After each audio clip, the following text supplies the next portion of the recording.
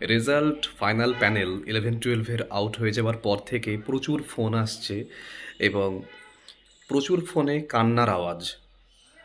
কেউ আনন্দে কেঁদে ফেলছে যে স্যার জব পেয়ে গেছি, আর আপনার পরামর্শ বা আপনার ক্লাসগুলো না পেলে এটা হয়তো সম্ভব হতো না, এই বলে কেঁদে ফেলছে অনেকে। তাদের বাবা মার সঙ্গেও কথা হচ্ছে, আবেগে আপ্লুত হয়ে তারাও কথা বলছেন। এই একটা চিত্র। আরেকটি চিত্র হচ্ছে 1 নম্বরের জন্য পেলাম না স্যার, এমনকি 0.25-এর জন্য আসতে পারলাম না স্যার বলে কেঁদে ফেলছে। এবং সেই কান্নার কোনো সান্ত্বনা আপাতত দেওয়া যাচ্ছে না, ওয়েটিংয়ে আছে হয়তো। কিন্তু এই ওয়েটিং লিস্ট থেকে কতজন চাকরি পেতে পারে বা কিছু কি সম্ভাবনা রয়েছে? 1 নম্বর কথা হচ্ছে 100% সেকেন্ড কাউন্সেলিং হবে একাদশ দ্বাদশে, এই নিয়ে কোনো কথা নয়, ঠিক আছে? আচ্ছা, ওয়েটিং থেকেও আহ, চাকরি পাওয়া যাবে, প্রচুর প্রচুর ওয়েটিং পাবে। মানে ওয়েটিংয়ে যারা রয়েছেন তাদের মধ্যে প্রচুর প্রচুর ক্যান্ডিডেট চাকরি পাবেন, এই নিয়েও কোনো সংশয় নেই। কিন্তু সব ওয়েটিং চাকরি পাবে না। দেখুন, ফালতু মিথ্যে আশ্বাস দিয়েও তো লাভ নেই। বা এখন একটা কথার কথা বলে দিলাম ভিউজ বাড়ানোর জন্য যে এতজন ওয়েটিংয়ে চাকরি পেতে পারে, বা এই ধরনের কোনো কথা, কোনো কাট অফ ভিডিও আমি কোনো দিন বানাইনি। এবং কোনো ওয়েটিংয়ে কতজন পাবে এসব আমি মানে এটাও বলবো না। এইটুকুই বলবো যে ওয়েটিংয়ের যারা প্রথমের দিকে আছো তারা মোটামুটি নিশ্চিন্তই থাকতে পারো, তাদের জব কিন্তু কনফার্মই আছে। কারণ কি, যারা যে লিস্টটা বেরিয়েছে সেখানে ক্যাটাগরিতে যারা রয়েছেন তারা কিন্তু একই সঙ্গে দুটো জায়গা দখল করে বসে আছেন। কেউ ফিমেলে এবং মেল ফিমেলে দুটো জায়গাতে দখল করে নিয়ে বসে আছেন। আবার দেখা যাচ্ছে জেনারেল ফিমেল সেখানে নাম রয়েছে, সে কিন্তু আবার রয়েছে তার ক্যাটাগরিতে, মানে এসসি ক্যাটাগরিতেও তার নাম রয়েছে। অর্থাৎ একজনের যেখানে দুটো জায়গায় নাম রয়েছে তিনি তো একই সঙ্গে দুটো স্কুল তো আর নিতে পারবেন না, তিনি একসঙ্গে দুটো চাকরিও করবেন না। সুতরাং তিনি একটা স্কুল নেবেন এবং একটা স্কুল নিলে আরেকটা স্কুল ফাঁকা হয়ে যাবে। মানে আরেকটা যে পোস্ট আর কি, সেটা ফাঁকা হয়ে যাবে। এটা একটা বাচ্চাও বোঝে। সুতরাং ওইখানে তো সেকেন্ড কাউন্সেলিং তো হচ্ছেই ওটার জন্য, এ নিয়ে কোনো কথা নয়। কিন্তু সেকেন্ড কাউন্সেলিং হবার আরও বা আরও মানে যারা ডাক পেয়েছে তাদের মধ্যে থেকে আরও ফাঁকা হবার কী কী সম্ভাবনা আছে সেগুলো একটু বলে দিচ্ছি 1 2 3 4 করে। দেখুন, অনেকে এরকম রয়েছে যে অন্য চাকরি করেন, এই পরীক্ষাটা দিয়েছিলেন, আহ, চাকরি পেয়েও গেছেন। কিন্তু এখন এই ডামাডোলের মধ্যে এই যে 10 নম্বরের এখনও বিচার হয়নি, এখনও চলছে, কি হবে না হবে।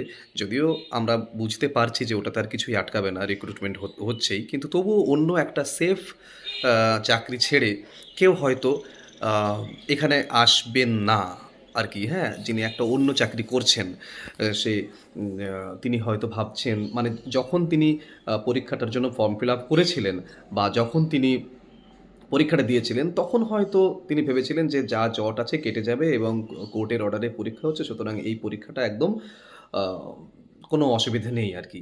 অসুবিধা কিছু নেই সেটাও আমরা জানি।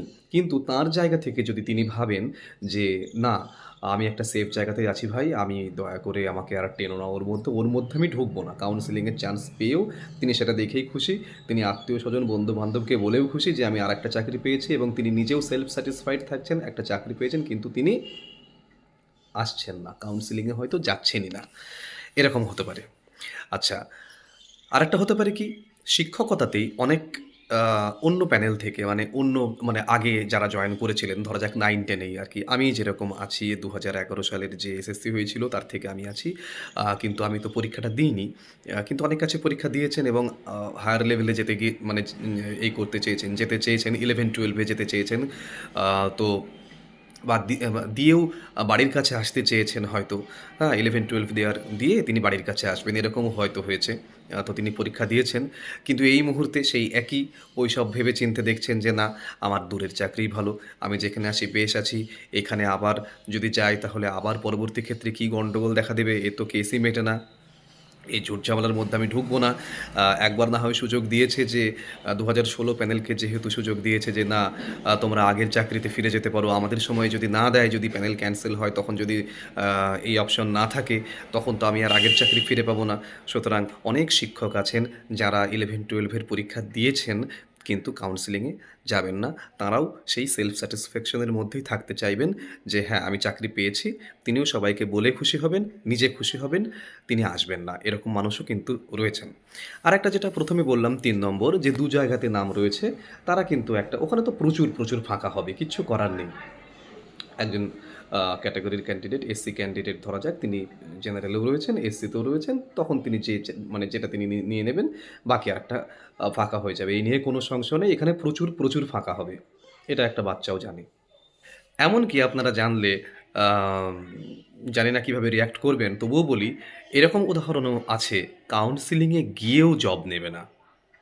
কাউন্সেলিংয়ে যাবে, স্কুল চুজ করবে, তারপরেও জব নেবে না এবং সিটটা ব্লক করে রেখে দেবে। এরকম উদাহরণও আছে আশেপাশে।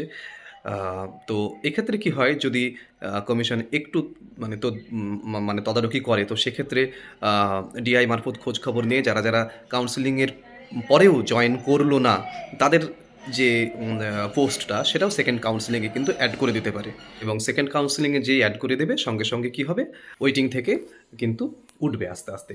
আচ্ছা, এই যে এতগুলো ৩-৪টে কারণ বললাম, এর মধ্যে সবথেকে বেশি ফাঁকা হবে কোনটাতে? ওই আপনার যে মাল্টি র‍্যাংকিংয়ের জন্য যে ২টো জায়গা দখল করে বসে আছে, ওখানেই সবথেকে বেশি ফাঁকা হবে কিন্তু, ঠিক আছে? আ তিনি যদি জেনারেল থেকে নেন, তিনি তাহলে এসসির যে মানে ভ্যাকেন্সিটা, সেখান থেকে ওয়েটিং থেকে একজন উঠে আসবেন। তিনি যদি এসসি থেকে নিয়ে নেন, মানে তার নিজস্ব ক্যাটাগরি থেকে, তখন জেনারেল থেকে একজন সেখানে উঠে যাবে। এটাই খুব স্বাভাবিকভাবে হবে এবং এক্ষেত্রে প্রচুর ওয়েটিং থেকে চান্স পাবে। যে কারণে ওয়েটিংয়ের একদম প্রথম দিকে যারা রয়েছে, তারা একদম বেফিকর থাকো, তারা কিন্তু ডাক পাচ্ছই। এমনকি তারপরেও পাবে, কিন্তু সেটা তো দেখতে হবে কতজনের কত জায়গায় নাম রয়েছে বা তার ওয়েটিং লিস্টে পজিশন কত। হ্যাঁ, সেগুলো দেখলে মোটামুটি একটা আইডিয়া করা যেতে পারে। তো এই হলো ব্যাপার। অনেকেই মানে ফোন করছেন এবং বলছেন ওয়েটিং থেকে কতটা প্রবাবিলিটি রয়েছে। ওয়েটিং থেকে যথেষ্ট রকমের প্রবাবিলিটি রয়েছে, কিন্তু সব ওয়েটিং কখনোই পেতে পারে না। এটা আপনারাও খুব ভালো করে জানেন। মিথ্যে সান্ত্বনা দিয়ে তো লাভ নেই। তো ওয়েটিং থেকে পাবেন। এবার ব্যাপারটা হলো, এই যে ভিডিওটি বানালাম এবং আপনাদের বললাম যে এই ৩-৪টে কারণের জন্য প্রচুর ফাঁকা হবে এবং ওয়েটিং থেকে পাবে। আপনাদের একটা কথা বলে রাখি, আমি এই মেন যে বিষয়গুলো, আমি এই বিষয়গুলো উপস্থাপনা করি বিশেষ করে আপনাদের কাছে আ ব্যাপারটাকে ক্লিয়ার করার জন্য। আপনাদের যে অ্যাংজাইটির মধ্যে রয়েছেন, সেখানে আপনাদের এগুলো হয়তো আ জানলে একটু কনফিডেন্স পাবেন বা মোটামুটি একটা আইডিয়া পাবেন। কিন্তু আ আমার ভ্যাকেন্সি এই, আমার আমি এত নম্বর লিস্টে আছি, এই বলে ডিটেইল দিয়ে যখন আমাকে আপনারা লিখে পাঠাচ্ছেন যে আমার চান্স কতটা বলুন। দেখুন, আমি সত্যি এটার কোনো উত্তর দিতে পারব না। এইভাবে উত্তর দেওয়া যায় না। ওয়েটিং লিস্টে থাকা একজন ক্যান্ডিডেটের কতটা সম্ভাবনা রয়েছে, সেটা যদি সঠিকভাবে বলতে হয়, মানে অনেক কিছু জানতে হবে আর কি তারপরে। তো ওইগুলো অ্যাকচুয়ালি আমার পক্ষে জানা বা জেনে নিয়ে সেগুলো করার সত্যিই সময় নেই। আমি যেটুকু জানি আপনাদের, যে যেটুকু কনফিডেন্স দেওয়া দরকার যে না, ওয়েটিং থেকে পাবে এবং কেন পাবে সেগুলো বলা হলো।